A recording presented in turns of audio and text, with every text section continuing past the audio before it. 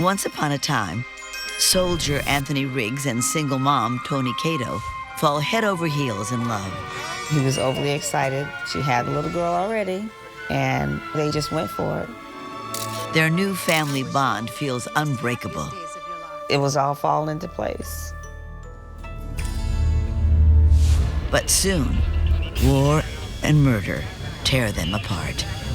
How cold-hearted could a person be? It was just an evil thing. We need more money. You couldn't let somebody get away with this. I couldn't believe that. It was so unreal. For this couple, the honeymoon is over. Let me see your hands.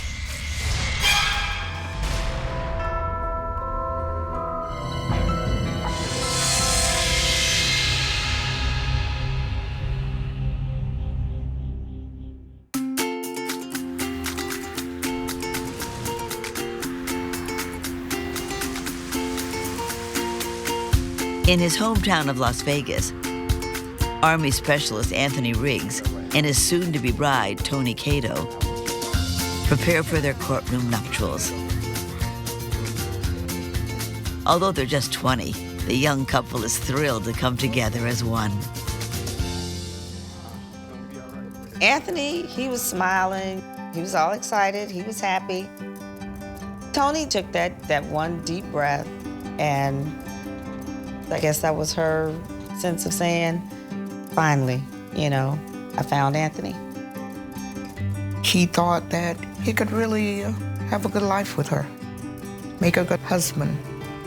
They want to be together forever. After all, it's not just Toni Anthony vows to love. Mommy, I want to be in the picture too. Toni had a little girl.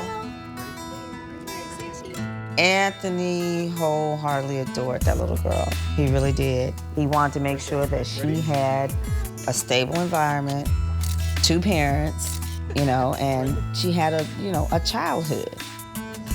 Finding love is particularly difficult for single mothers. She's trying to be the provider, the protector, the nurturer, the caregiver. So to have a guy not only fall in love with you, but also be able to take in your child and love your child must have felt fabulous.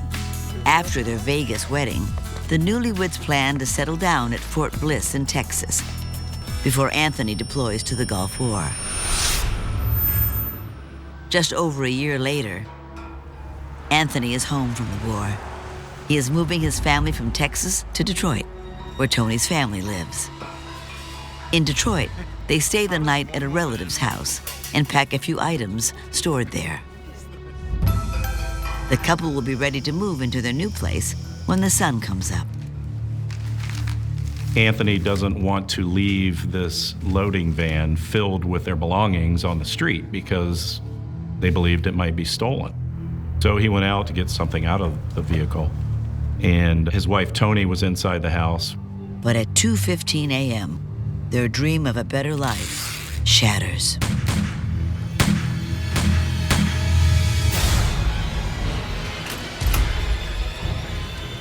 Anthony! Anthony!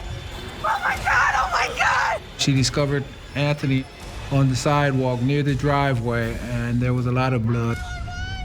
He was shot 5 times, and Anthony lay dying in the street. How could her new husband survive the battlefield, Auntie! Call 911! Anthony's been shot! but be gunned down on her family's doorstep? Stay with me. Anthony Riggs grows up in Los Angeles, raised by his single mother and an older sister. Even as a young boy, his family knows he's something special. Anthony just seemed like he was just a wise little man. Everybody thought that he was a genius. Everybody that met him. But Anthony isn't just a smart kid. He also has a heart of gold. As he grows older, he develops a strong will to help those around him, especially when his friends turn towards drugs.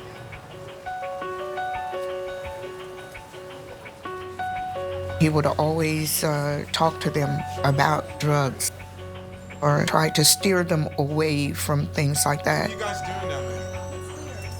But he was always looking at the good in them. Is this really worth ruining your life for? You know what? Take this. You can help me clean the neighborhood up. I'm not cleaning up your neighborhood, dog. This is your neighborhood too. No, it's not. He's the type of person that gives you the benefit of the doubt. And even if he does see wrong in you, Anthony was not the one to even bring it out like that. He's the nicest person you probably ever want to meet. He drew people together. You know, he just didn't see the bad in people. He always saw the good in everyone. Although Anthony stays on the right side of the law, trouble isn't far behind. The LA neighborhood his family lives in is changing. And not for the better. It wasn't the neighborhood that I would have wanted to grow up in. His mom did the very best she could to teach them the better things of life. During Anthony's senior year in high school, his mother relocates the family to Las Vegas.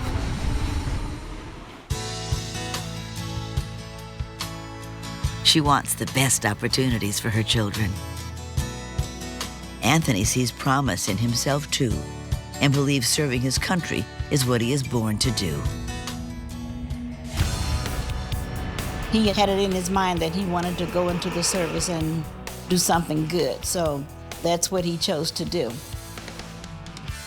The military provides this sort of safe, boundaried structure where they can really blossom as individuals. And for Anthony, this would be a great place for him to truly surge ahead. After completing basic training, Anthony gets stationed in Germany. The furthest we've ever been was California, Louisiana, Las Vegas, you know? So for him to be going to Germany, I'm sure that was overly exciting for him. Anthony was the kind of guy that everybody liked. He was the guy that was going to work his butt off and do whatever was necessary to get the job done. Anthony's career thrives, but Army life can be lonely. Away from his friends and family, he hopes to soon meet someone special. Toni Cato lives amidst the concrete landscape of Detroit's inner city. Growing up in Detroit can be very challenging. It is a tough place. There's a lot of crime. There's a lot of friends that get involved in bad things. There's a lot of allure to get into things to make money. There's drugs. There's robbery. But a lot of kids make it. Despite her surroundings, Toni has big dreams. She plans to pursue a higher education and make a difference in people's lives. Toni Cato wanted to begin pursuing an advanced educational degree if she wanted to be a nurse. She was ultimately a caregiver. She wanted to care for people at their most vulnerable hour of need. But then Toni meets an Army soldier. They marry and have a baby girl. Before long, they're stationed in Germany.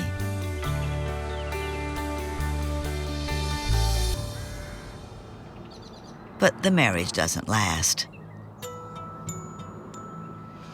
Lucky for Toni, she has a new friend on the Army base with a soft spot for those in need. Anthony had become a good friend of hers and more or less a shoulder to cry on with her problems. Anytime someone hurt or was going through something, We're getting separated. What? Anthony just felt it in his soul. He wanted to help solve whatever problem that they were going through. Seemed like you were so happy I before. know, it just kind of fell apart. Sorry to hear that. Thanks. He had seen her misfortunes, Well, and he wanted her to have a better life. I always know what to do to make you happy. He was really kind of falling for her.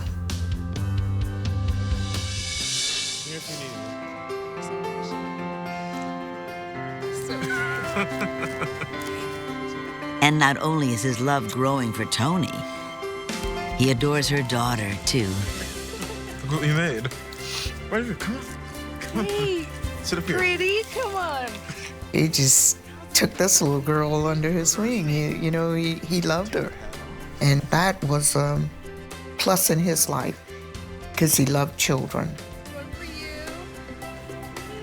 She took to Anthony like peanut butter and jelly, just jammed right away. I think it was her little girl that really touched his heart. The letter that he sent me, that's all he talked about was her. And I think he really wanted to be the father. But now, their future plans hang in the balance. Anthony's been shot and struggles to stay alive. It's mind-boggling to imagine that here was Anthony, who heroically survived war zones, and now this has become his war zone at home? Who would have done such a thing? As Detroit police descend upon the crime scene, everyone prays Anthony will survive.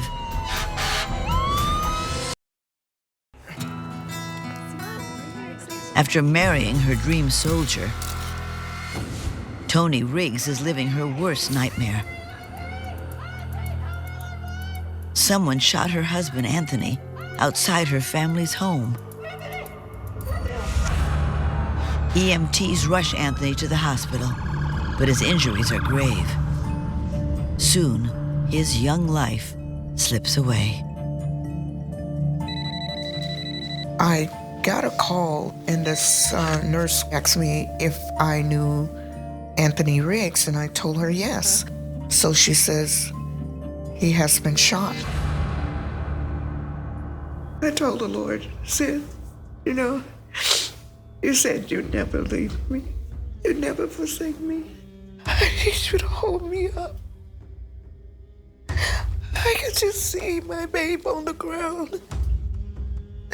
I could just see nobody there to hold him. Nobody. At the scene, officers search for any evidence left behind. They quickly realize a key piece of the puzzle is missing. We didn't know very much. The only thing that we knew was that it appeared as if it was a carjacking. Apparently it was somebody who had shot Anthony several times and then stolen his car, which was also filled with belongings. It seems senseless, but in this tough Detroit neighborhood, police have seen it all. At that particular time, we were known as the murder capital of the world. Murder rate was about 650 murders per year. Rapes, robberies, carjackings were high. Police wonder if Anthony's murder was a random act of violence. Or did he know his killer? When they talk to his wife, Toni, she can't think of anyone who would harm her kind-hearted soldier. Everyone was at a loss. The police were at a loss. How frustrating for her family to have no leads, no clues. Who was Anthony's killer? Police continue to move forward with the case, but for Anthony's loved ones, time stands still. Just 3 years earlier, it's a whirlwind romance for the happy couple as they fall head over heels for each other. With their first marriage over, Toni moves back to Detroit, while Anthony stays in Germany. Long distance isn't easy, but this couple is determined to make it work.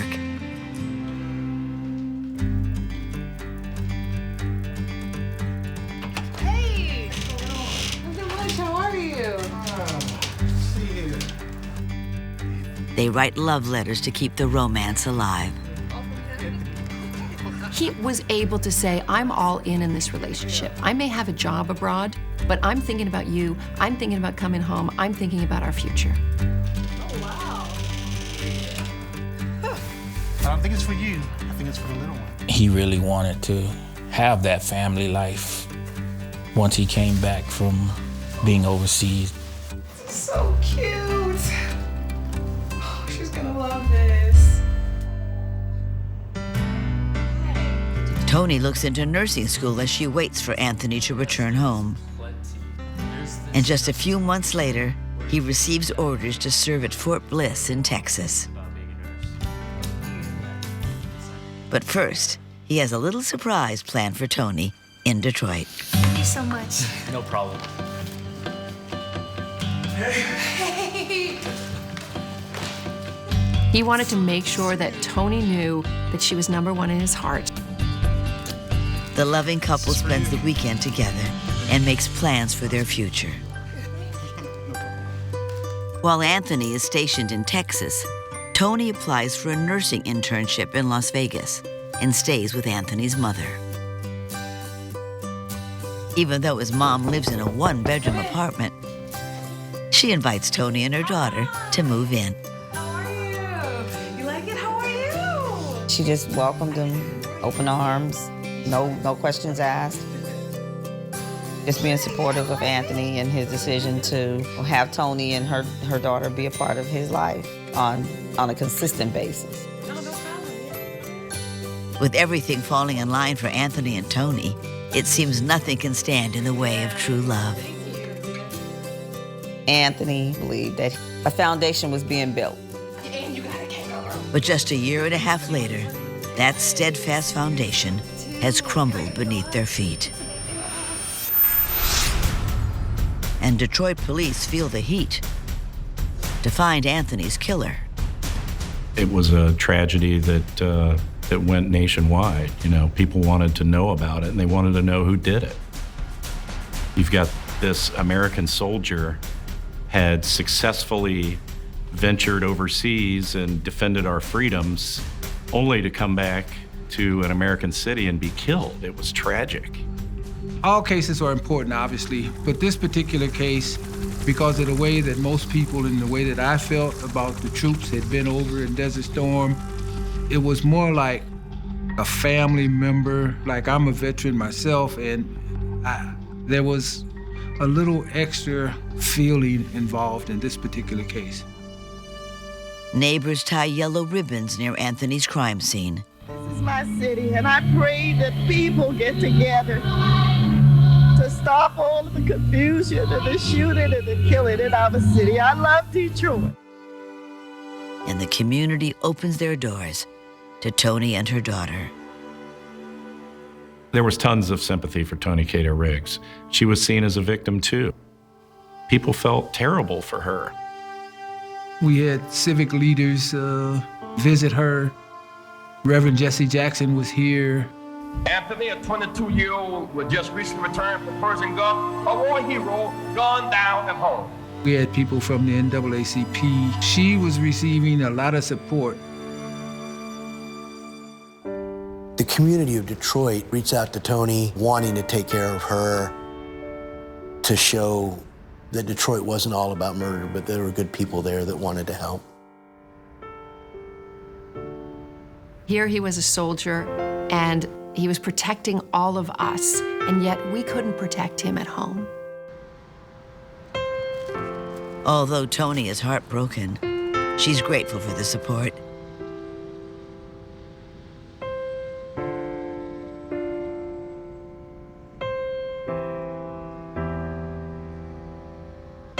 As the mourners comfort Toni, an unexpected letter arrives.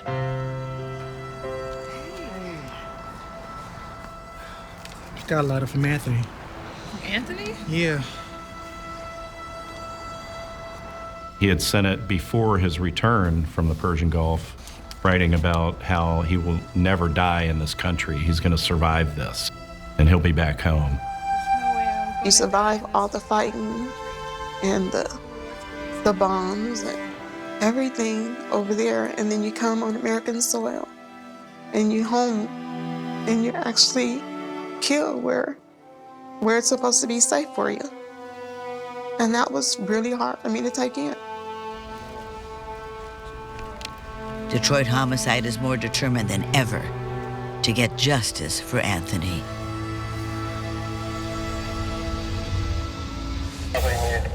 As detectives hunt for Anthony's missing car, finally they get the break they've been waiting for. It was only a couple miles away, and all the stuff was still in it. That's a sign that something doesn't seem to be what it is here.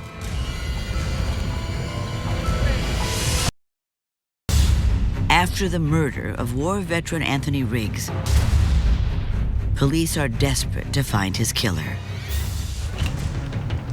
But their carjacking motive is now in question. If someone is going to carjack a car, usually they carjack the car for two reasons: to sell the car or to steal the items that's in a car. But when you recover a car and it's intact, it would make you think that it may have been homicide.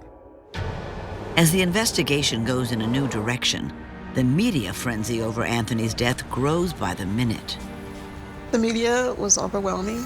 Just cameras everywhere and microphones in your face, and that was pretty hard when you're going through something like this.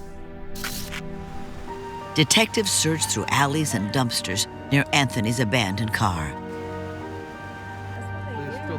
and unexpectedly turn up a key piece of evidence. One of the patrol officers found a handgun in one of the garbage cans midway down the alley. There are no fingerprints on the gun. Ballistics tests showed that it was the gun used in the shooting. But who pulled the trigger? And why kill Anthony just as life seemed to be starting anew? A year and a half earlier, Toni and her daughter settled into life in Las Vegas. And shortly after, Anthony flies home to visit. He's made an important decision. He wants to be with Toni and her little girl forever. Anthony, he was excited. I can say he was kind of giddy during that time when we were talking and stuff. I think it was the daughter, him really wanting to be a father figure to her and build their relationship between not just Anthony and the daughter, but Anthony and Toni.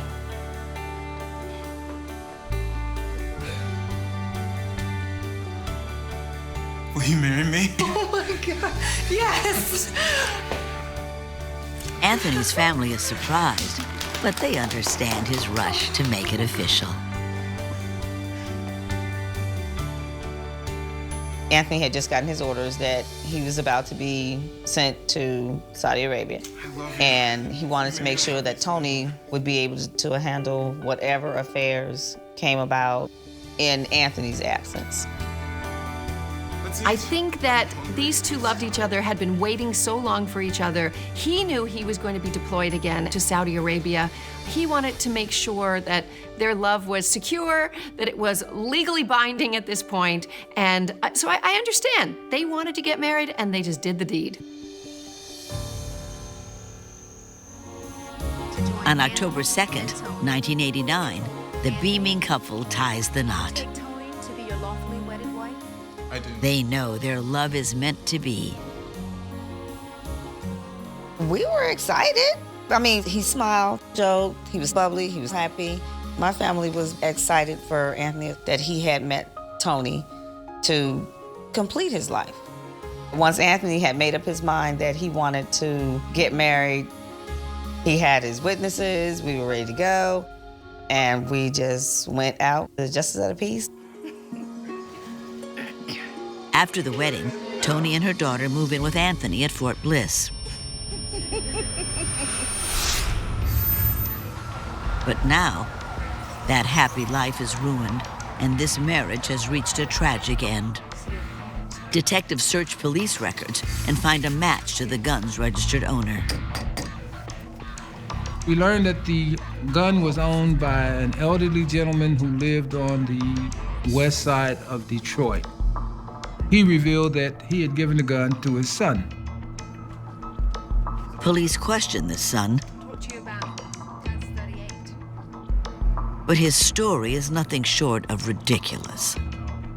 He told us that he had been jogging in a park that was nearby, and While jogging, the gun slipped down his leg and he lost it. I found it hard to believe. When did that? Investigators keep pressing him.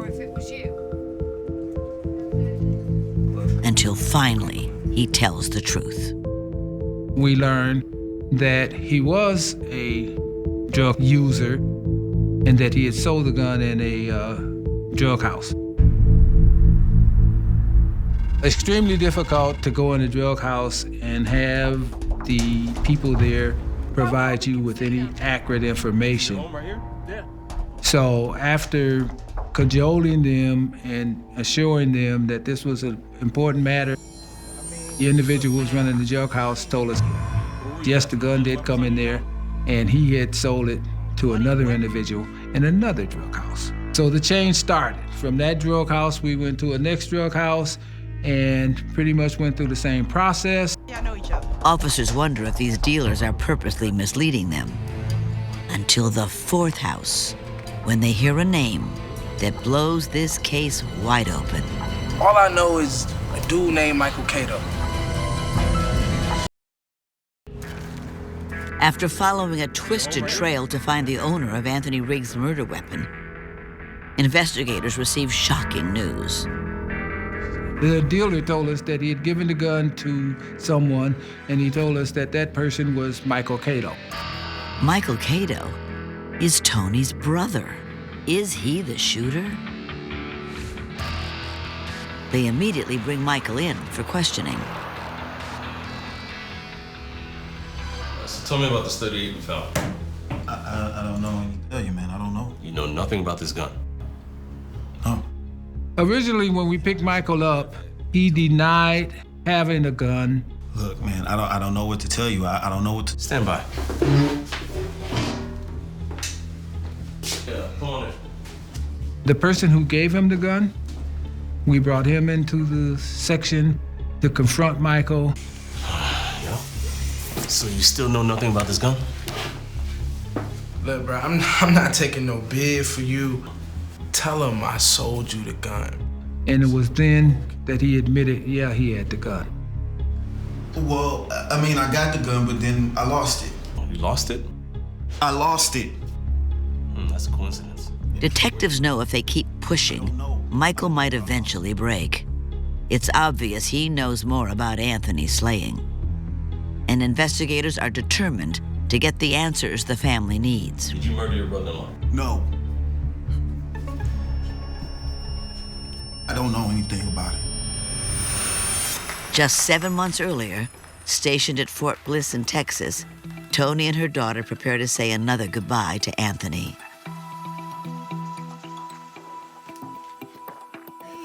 What's this? Oh, thanks. With her husband being deployed to the Gulf War, Toni wants to take the right steps in order to protect their family. She wanted more insurance money just in case something happened. She would be taken care of.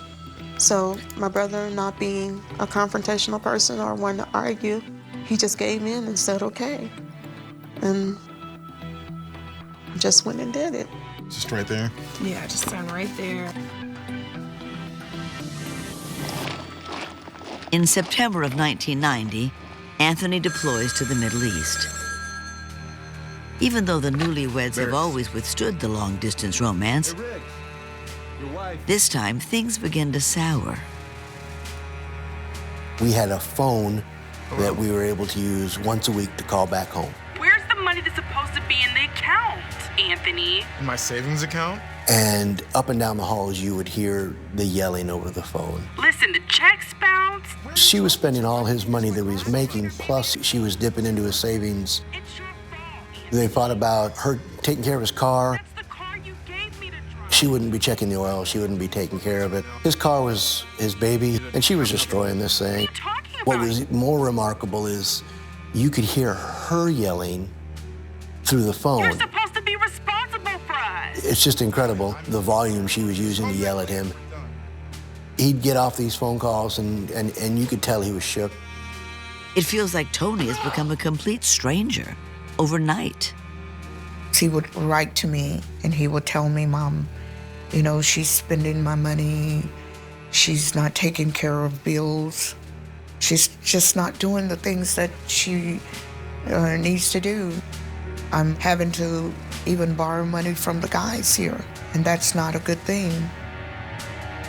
There was a war going on, and now he has to fight with his wife outside of that war. Every time Anthony would talk to her, it would always be, an argument. It was like, I don't think the conversations ever ended with, I love you, I miss you, I'll be so glad when you get home. I think mentally it was taking its toll on him. Anthony wonders if his marriage will survive this tour of duty. Here's Anthony trying to be a soldier, risking his life every day in a war zone, and also trying to now maintain this relationship that seems to be going a little bit sideways. And with these phone calls that are causing him a lot of stress, I'm sure it was a very difficult time for him. When his deployment is up, he heads home to Fort Bliss, determined to make it work. He was a loving, doting father and wanted to pick up after the war and start a new life with his young family. But Toni's first words are the last thing Anthony expects to hear. I want a divorce. The only reason she was at the airport was to ask for that divorce.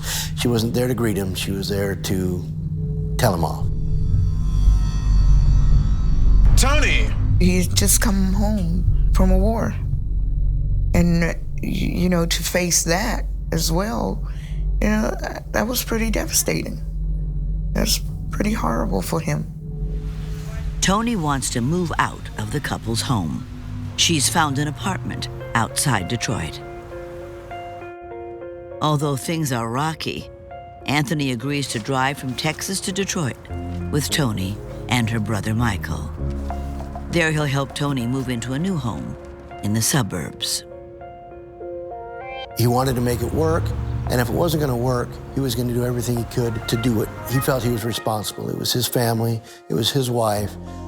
If she wanted to move, he'd help her. If that's what she wanted, if that would make her happy, he was going to do what he needed to do to make her happy. And I think he did that because he hoped it would all work out in the end. Maybe she just needed some time. Maybe she needed some space. But in the end, they'd work it all out. Anthony would see a situation and say, nope, that's like giving up. That's like, throwing in the towel. And Anthony wasn't one to just walk away and give up. He would walk in concrete boots if he had to, just to make sure that he did all that he could do to make the situation right. But he never gets that chance. So you ready to tell me about this 38? During Michael Cato's second round of questioning, he claims he is ready to talk. And the truth is devastating. Michael Cato is the #1 suspect in the death of his brother-in-law, Anthony Riggs. They eventually got a statement out of him confessing to the crime and implicating Toni Cato Riggs.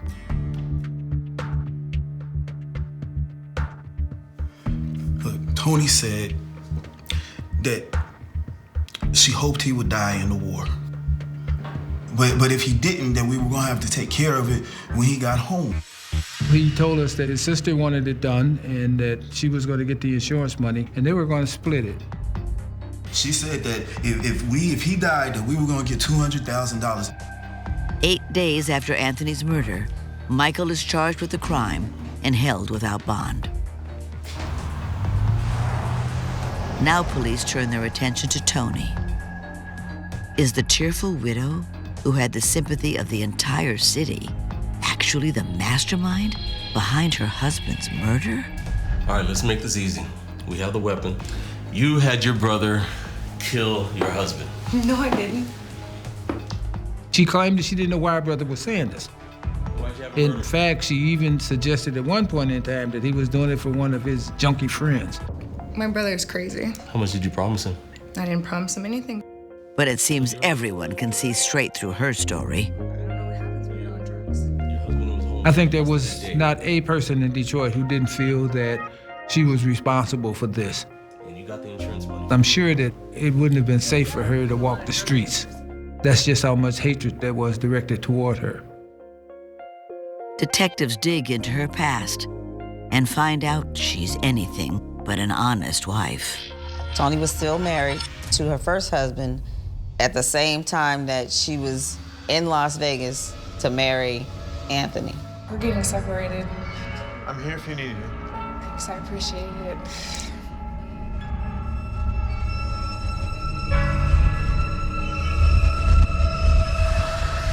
Did you love your husband? Yes, I did. We have a motive, we have the shooter, and we did write a warrant charging her with first-degree murder. But suddenly, everything comes to a screeching halt. I don't know what you're talking about. I wouldn't do something like this. Without enough evidence tying her to the crime, Toni is released, Paperwork didn't go through. a free woman. And as for Anthony's insurance money, At first, we thought because she had been married to another man when she married Anthony that she would not be eligible to get the life insurance benefits. But the judge ruled that she did deserve to get them.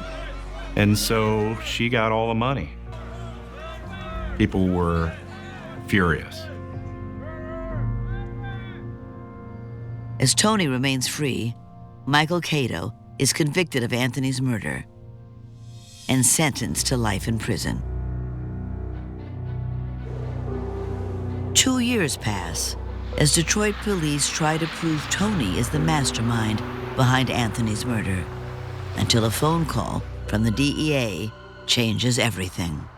The feds were conducting this massive nationwide drug investigation.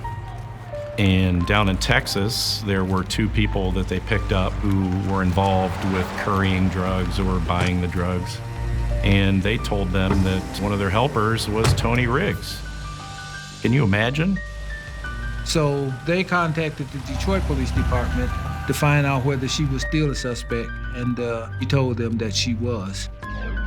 If they can bust her for drugs, authorities can arrest Toni, buying them more time to build their murder case against her.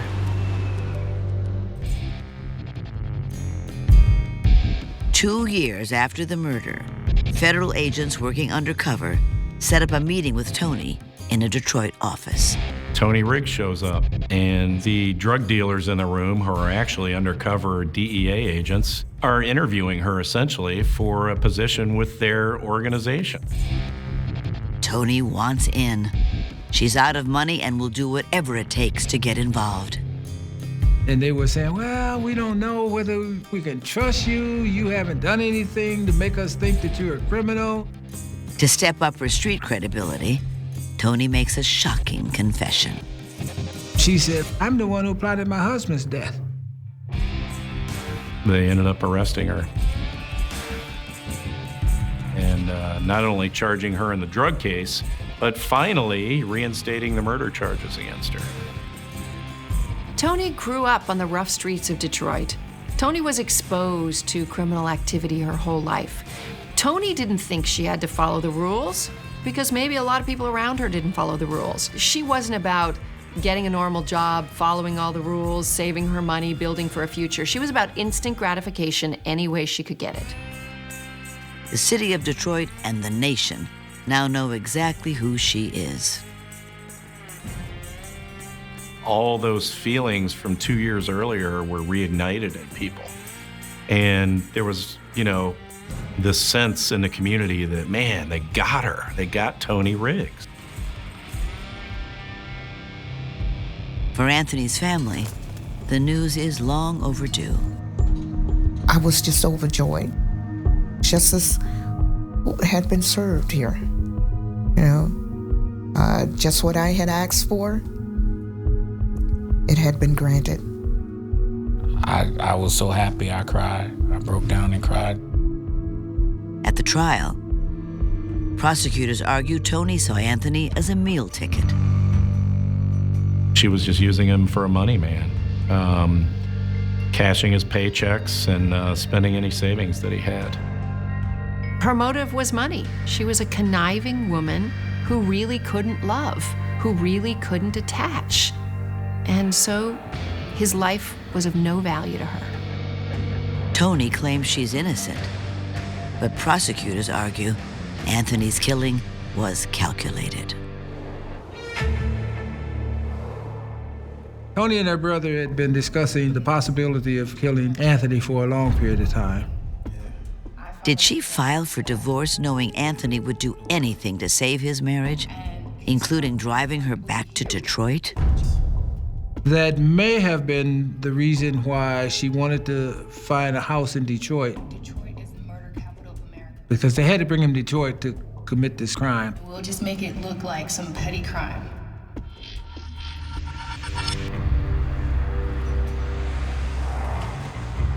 She had Anthony carry some of the boxes out to the car to load them. How does one woman and one little girl need so much stuff?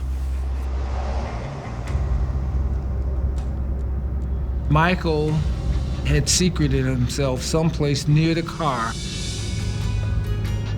Toni was in the house packing boxes, and that's when the shooting took place.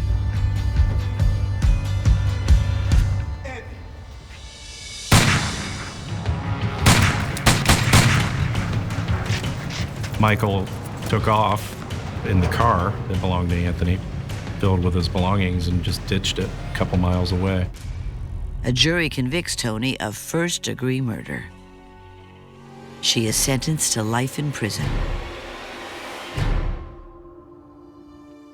Although many years have passed, Anthony's friends and family still mourn their fallen hero. I often wonder, what would he be like? I know he would be the same Anthony that he always was, that loving, caring, funny guy that's always trying to appease someone. Anthony would tell me, like, Gina, if you don't try it, you never know if you can do it or not. It doesn't matter if you fail. Pick yourself up, dust yourself off, and go for it again. To have a son like Anthony, I really thank the Lord for a son like that. You come back to me, you hear me? He died serving mankind. He loved. He just loved.